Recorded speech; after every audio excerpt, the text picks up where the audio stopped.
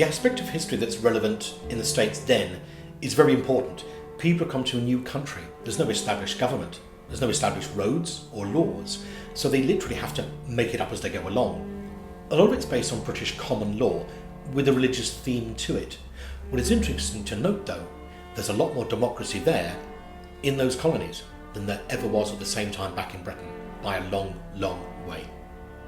Puritans were very strict. They were strict Protestants. They also were educated people. They had some money. So they wanted to be able to worship in the way they wanted. Well, what's that? 1640, Britain had 56 bishoprics. And that means 56 bishops. They're appointed by the king on the advice of the Archbishop of Canterbury. They had power and legal authority over those areas. So they would say, this is the Book of Common Prayer, that's the way it's done. You don't deviate. This caused major social problems. People's lives revolved around the church. The church was many things. It was insurance, it acted as a bank, your money, it acted as the arbitrator of local issues.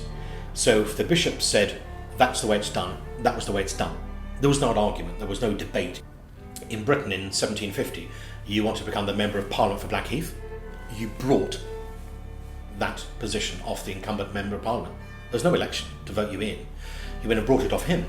2 years later, there is an election, of which about 3% of the people could vote.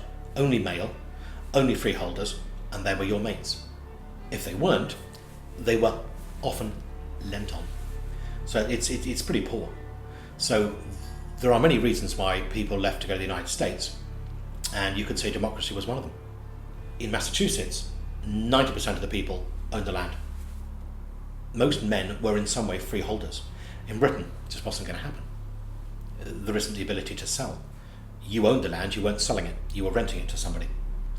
The king, within reason, Charles I view is, that's trouble, they're out the way, fine, they've gone.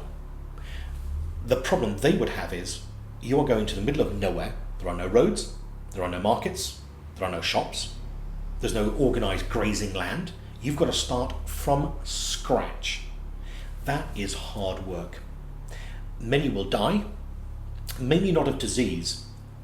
At that stage, smallpox and other such diseases are within European culture, but we've pretty well got immunity within many cases. But you go over there, there's less rubbish, garbage, sanitation better. So people had a healthier life. The problem you've got is the natives, and they don't want you. To an extent, some smaller tribes welcome the settlers as defence against the bigger tribes. 1642, it has got so bad in Britain, and the king has gone to Scotland with a Book of Common Prayer. That's what you're having. The Scots won't tolerate it. The English accepted it, just. Scots won't have it. The king, right, I'm going to war to force you. The problem he's got, there's no standing army. Where it really goes wrong is that many of the Scots people have fought in Europe in the 30 Years' War. Within reason, it's Catholic against Protestant. They've come home, they've won. These are highly experienced, trained soldiers. They raise the Scottish militias, and they are drilled. Britain, we have no standing army. The militias, well, they didn't really like the king, so who's going to fight for the king? So he calls Parliament, right? I want Parliament to come back, I want you to grant me money, to raise an army to fight the Scots. Parliament? No.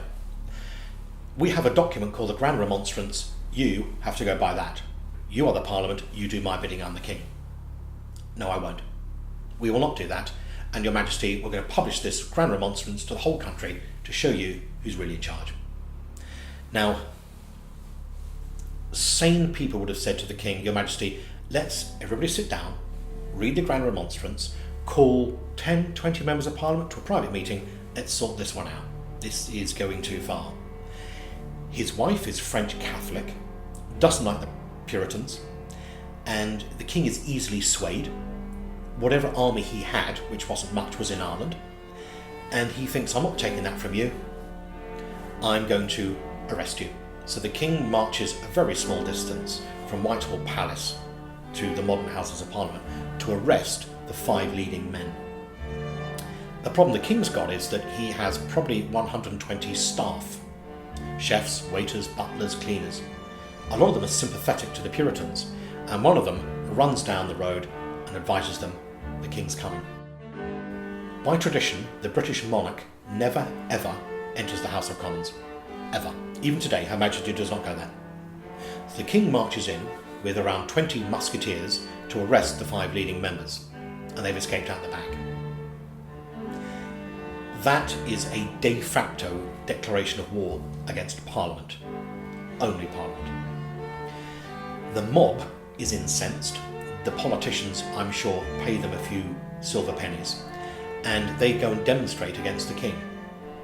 If the king had stayed in Whitehall Palace and tried to negotiate, it could potentially have turned out different. But the problem is, he doesn't.